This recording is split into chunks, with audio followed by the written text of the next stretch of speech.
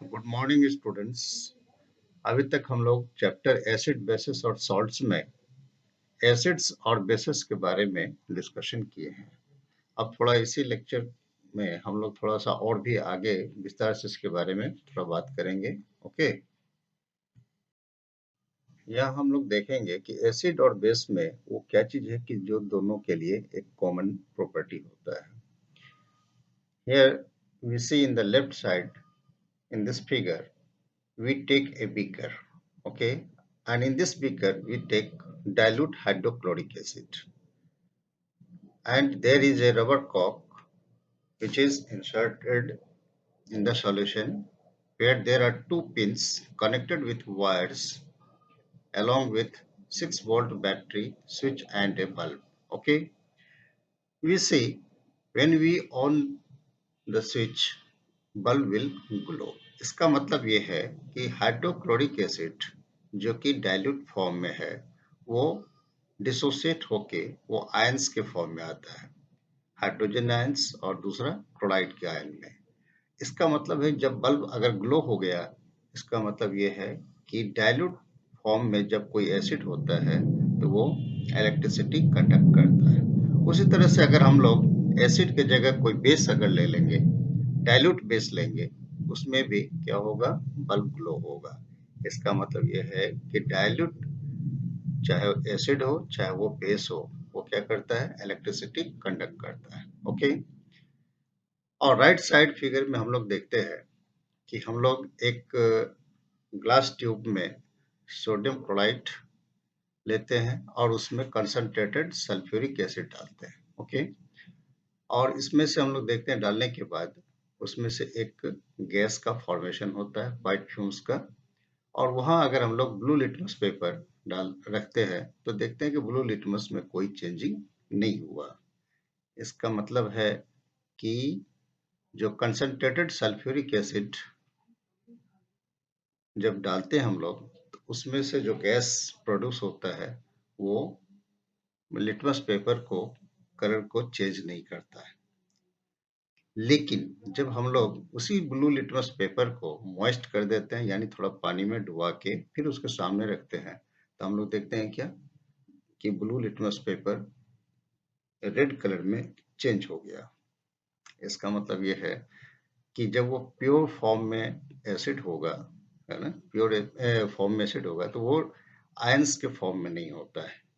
जब वो वाटर के कांटेक्ट में आता है कोई एसिड, तो एसिड डिसोसिएट होके आयंस, हाइड्रोजन आयंस के फॉर्म में आता है, जो कि ब्लू लिटमस को रेड लिटमस में कन्वर्ट करने के लिए रिस्पॉन्सिबल होता है।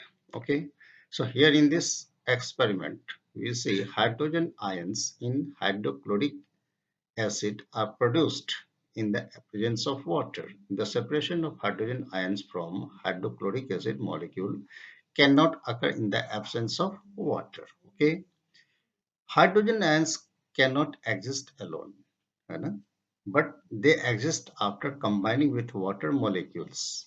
Thus, hydrogen ions must always be shown as hydrogen ion or hydronium ion. Hydronium ion H3O+. Okay, क्योंकि हाइड्रोजन आयंस फ्री फॉर्म में नहीं होता है, वाटर मॉलिक्यूल्स के साथ में वो कंबाइन होके हाइड्रोनियम आयंस के फॉर्म में होता है। Okay,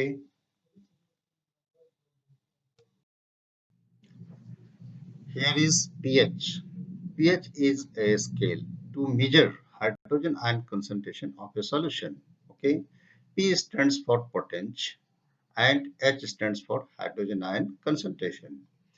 So on pH scale, we measure the concentration of hydrogen ions of a solution. Okay, जिस सॉल्यूशन में जितना ज्यादा हाइड्रोजन आयंस का कंसंट्रेशन होगा वो सॉल्यूशन उतना एसिडिक होगा। ठीक है, यहाँ इस फिगर में हम लोग देख सकते हैं कि 0 से 14 के बीच में, है ना, बीच में एक न्यूट्रल पॉइंट है 7। ओके, जो कि जिसको हम लोग वो इसके ऊपर में लिखा है न्यूट्रल। इसका मतलब ये है कि 7 से बिलो 0 तक आने से जो भी सॉल्यूशन होगा वो एसिडिक नेचर का होगा।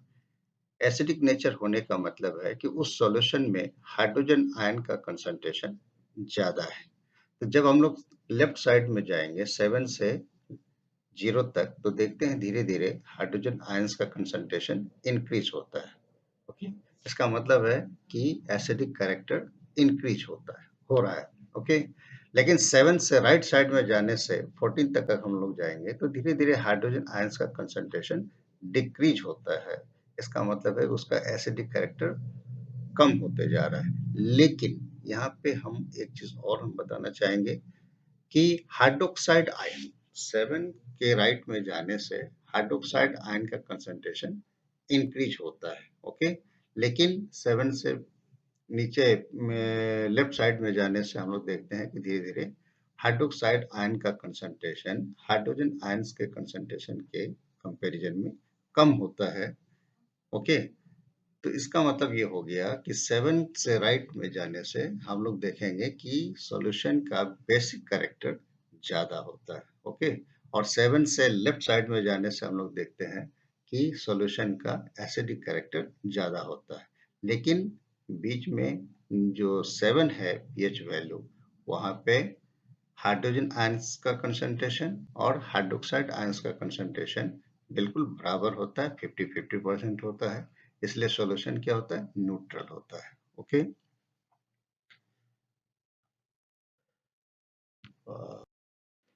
now here we shall see the importance of pH in everyday life. Okay, so plants and animals are sensitive to pH. Okay, हम लोगों के शरीर में या किसी प्लांट में जो पीएच का रेंज है वो 7 से 7.8 होता है। ओके, अगर इससे चेंज वेरी करता है पीएच वैल्यू, तो क्या होगा, हम लोग बीमार हो सकते हैं। ओके, इसी में हम लोग देखेंगे रेन वाटर जिसका पीएच वैल्यू क्या होता है, 5.6 से कम होता है ना। और तुमको मालूम है कि एसिड रेन क्यों होता है, जब एयर में सल्फर डाइऑक्साइड या नाइट्रोजन ऑक्साइड का एक्सेस हो जाएगा, तो जब रेनफॉल होगा तो उसके साथ मिलके एसिड के फॉर्म में वाटर का ड्रॉपलेट्स अर्थ के ऊपर में आता है, जो कि रिवर वाटर को भी क्या करता है, वो एसिडिक बना देता है। जिससे क्या होगा कि एक्वाटिक लाइफ को सरवाइव करने में काफी प्रॉब्लम होता है। Okay, next is pH changes as the cause of tooth decay. Okay, हमारे माउथ के अंदर में जब पीएच का वैल्यू 5.5 से बिलो हो जाता है, तो बहुत सारे बैक्टीरिया का फॉर्मेशन होता है। ठीक है, और ये बैक्टीरिया क्या करेगा, हमारे टूथ को, है ना, डिके करने में काफी रोल प्ले करता है। ठीक है, तो इसलिए हमें पीएच वैल्यू को मेंटेन करने की जरूरत है खाने पीने में। Okay, next, pH in our digestive system. जब हम लोग किसी स्पाइसी फूड कभी कभी खाते हैं, तो हमारे पेट के अंदर में क्या होता है, एसिड का फॉर्मेशन होता है। ये जो एक्स्ट्रा एसिड का फॉर्मेशन होता है हमारे स्टोमैक के अंदर में, उसको न्यूट्रलाइज करने के लिए हम लोग एंटासिड का यूज करते हैं। ठीक है, एंटासिड एक्चुअली मैग्नीशियम हाइड्रोक्साइड है, जिसे हम लोग मिल्क ऑफ मैग्नीशिया भी बोलते हैं। ओके, और सेल्फ डिफेंस के लिए कोई कोई एनिमल्स या प्लांट्स, है ना, केमिकल वॉरफेयर करता है। जैसे बी, कभी कभी मधुमक्खी हम लोगों को स्टिंग करता है, तो वो क्या करता है, हमारे स्किन के अंदर में एक एसिड जिसे हम लोग मिथेनोइक एसिड बोलते हैं, वो इंजेक्ट करता है, जिससे हमारे स्किन के ऊपर काफी पेन और इरिटेशन फील महसूस होता है। ओके, तो ऐसा होने से अगर किसी को भी बी स्टिंग किया है, तो उस जगह पे एक बेस के फॉर्म में बेकिंग सोडा का हम लोग जनरली यूज करते हैं, और बेकिंग सोडा वहाँ यूज करने से हमें पेन से काफी रिलीफ मिलता है। Okay, now we shall come to से सॉल्ट्स।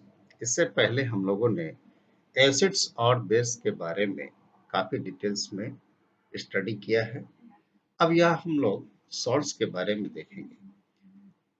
जैसा कि पहले हम एक रिएक्शन के बारे में बताए थे, जिसका नाम था न्यूट्रलाइजेशन रिएक्शन। न्यूट्रलाइजेशन रिएक्शन किसी एसिड और बेस के बीच में रिएक्शन होने से सॉल्ट और वाटर का फॉर्मेशन जब होता है, तो उसे न्यूट्रलाइजेशन रिएक्शन हम लोग बोलते थे। ओके, लेकिन जब कोई सॉल्ट का फॉर्मेशन होगा, जब किसी एसिड और बेस सॉल्यूशन रिएक्शन करने से, तो उस सॉल्ट का पीएच वैल्यू क्या होगा? तो तुम्हें मालूम है कि एसिड स्ट्रॉन्ग भी हो सकता है या वीक भी हो सकता है, या फिर बेस भी स्ट्रॉन्ग हो सकता है या वीक हो सकता है। तो ये डिपेंड करता है न्यूट्रलाइजेशन रिएक्शन किस तरह का एसिड और बेस के साथ में रिएक्शन होके सॉल्ट का फॉर्मेशन किया है। ओके, जब स्ट्रॉन्ग एसिड और स्ट्रॉन्ग बेस एक दूसरे के साथ में रिएक्शन करके सॉल्ट का फॉर्मेशन करता है, तो वो कंप्लीटली एक दूसरे को न्यूट्रलाइज करके सॉल्ट का फॉर्मेशन करता है। और उस सॉल्ट का जो पीएच वैल्यू होता है वो होता है क्या? 7। ठीक है। लेकिन दूसरी तरफ हम लोग देखते हैं सॉल्ट जब स्ट्रॉन्ग एसिड और वीक बेस के साथ बनता है, तो सॉल्ट का जो नेचर होता है वो एसिडिक होता है और उसका पीएच वैल्यू 7 से कम होता है। फिर उसी तरह अगर हम लोग स्ट्रॉन्ग बेस और वीक एसिड से अगर कोई सॉल्ट का फॉर्मेशन करते हैं, तो उसमें जो सॉल्ट का पीएच वैल्यू होगा वो 7 से ज्यादा होगा, यानी वो बेसिक नेचर का होगा। ओके, अब हम लोग देखेंगे एक सॉल्ट जो कि बहुत ही कॉमन है ना, नाम भी है कॉमन सॉल्ट, जो हम लोग डेली यूज करते हैं। So here is common salt जिसका फॉर्मूला है NaCl, सोडियम क्लोराइड। ओके, इसका फॉर्मेशन होता है जब हाइड्रोक्लोरिक एसिड और सोडियम हाइड्रोक्साइड सॉल्यूशन को कंबाइन करते हैं। ओके, और इसको हम लोग इस सॉल्ट का यूज खाने में यूज करते हैं। और ये सोडियम क्लोराइड NaCl एक काफी इंपॉर्टेंट रॉ मटेरियल है जो कि अदर केमिकल्स के सिंथेसिस करने में यूज किया जाता है, जैसे sodium hydroxide, bleaching powder, baking soda और plaster of Paris. Sodium hydroxide. When electricity is passed through an aqueous solution of sodium chloride, it decomposes to form sodium hydroxide. This process is called chlor-alkali process because of the products formed, chlor for chlorine and alkali for sodium hydroxide. So sodium chloride solution को हम लोग brine solution भी बोलते हैं। जब electricity हम लोग इस सॉल्यूशन से पास करते हैं, तो ये डिसोसिएट होके सोडियम हाइड्रोक्साइड देता है, साथ में दो गैस भी देता है जिसे हम लोग क्लोरीन गैस और हाइड्रोजन गैस बोलते हैं। ओके, यहाँ नीचे फिगर में देख सकते हो कि किस तरह से ब्राइन सॉल्यूशन में जब इलेक्ट्रिसिटी पास किया जाता है, दो इलेक्ट्रोड का यूज किया जाता है। तो एक लेफ्ट साइड से जहाँ की एनोड चैम्बर है, वहां से क्लोरीन गैस का इवोल्यूशन होता है, और राइट चैम्बर से जो कि कैथोड चैम्बर है, वहां से हाइड्रोजन गैस का फॉर्मेशन होता है। ओके, और राइट साइड में ही एक आउटलेट है जहाँ से ब्राइन कंटेनिंग NaOH यानी सोडियम हाइड्रोक्साइड यहाँ से निकलता है। अब यहाँ सबसे इम्पोर्टेंट चीज हमको देखना है कि क्लोरीन गैस का क्या यूज है, हाइड्रोजन गैस का क्या यूज है और सोडियम हाइड्रोक्साइड का क्या यूज है। क्लोरीन गैस का यूज वाटर ट्रीटमेंट प्लांट में किया जाता है, स्विमिंग पूल्स में किया जाता है, पीवीसी जिसे हम लोग पॉलीविनाइल क्लोराइड बोलते हैं वो बनाने में यूज किया जाता है, ये डिसइंफेक्टेंट में यूज किया जाता है, CFC क्लोरोफ्लोरोकार्बन बनाने में यूज किया जाता है, साथ में पेस्टिसाइड्स बनाने में यूज किया जाता है। हाइड्रोजन गैस का यूज फ्यूल्स, मर्जराइन, अमोनिया जो कि फर्टिलाइजर बनाने में यूज किया जाता है, इसमें यूज होता है। ओके, और सोडियम हाइड्रोक्साइड जो कि एक डिग्रीजिंग मेटल्स है, डिग्रीजिंग एजेंट है, वो मेटल्स को डिग्रीज कर सकता है, सोप बनाने में यूज होता है, डिटर्जेंट्स बनाने में भी यूज होता है, साथ साथ पेपर मेकिंग और आर्टिफिशियल फाइबर बनाने में भी यूज किया जाता है। Okay, now here is a chemical bleaching powder, ये भी एक सॉल्ट है। इससे पहले वाले स्लाइड में हम लोगों ने देखा था कि जब ब्राइन सॉल्यूशन में इलेक्ट्रिसिटी पास किया जाता है, तो एक गैस था क्लोरीन जो कि फॉर्म होता था। उस क्लोरीन गैस को अगर कैल्शियम हाइड्रोक्साइड सॉल्यूशन से पास किया जाता है, तो एक नया सॉल्ट का फॉर्मेशन होता है जिसे हम लोग क्या बोलते हैं? ब्लीचिंग पाउडर, जिसका फॉर्मूला होता है CaOCl2। ओके।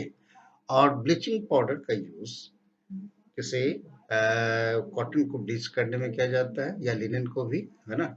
टेक्सटाइल इंडस्ट्री में यूज होता है generally for bleaching wood pulp in paper factories and for bleaching washed clothes in laundry. Okay.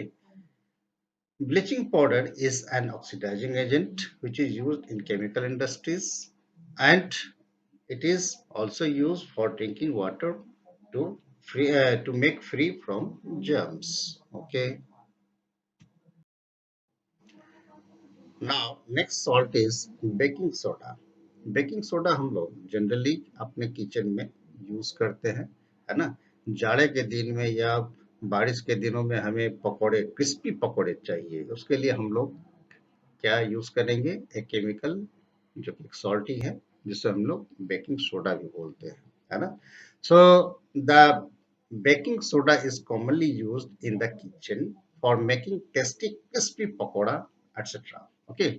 Sometimes it is added for faster cooking, है ना।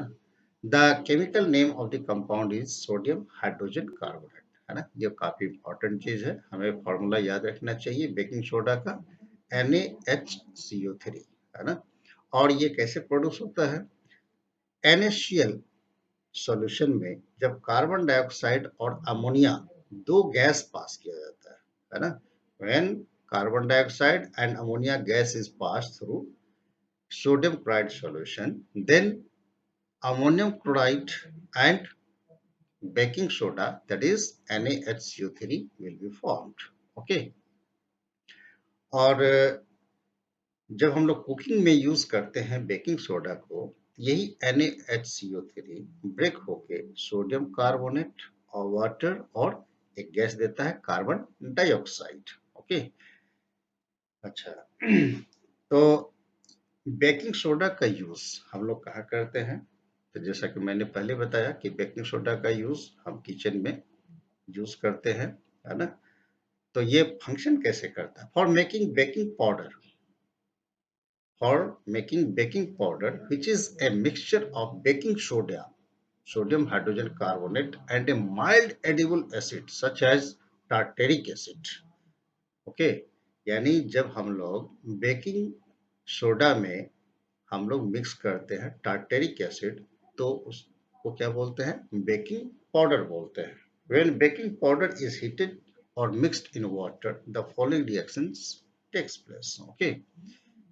यहाँ देख सकते हो NaHCO3 प्लस हाइड्रोजन आयन। ये हाइड्रोजन आयन कहाँ से आया, वो टार्टेरिक एसिड, जब वाटर में टार्टेरिक एसिड आएगा तो क्या देगा, हाइड्रोजन आयन देगा। तो रिएक्शन होने के बाद क्या बनाएगा, कार्बन डाइऑक्साइड, वाटर और sodium salt of acid. Okay. Carbon dioxide produced during the reaction can cause bread or cake to rise, making them soft and spongy.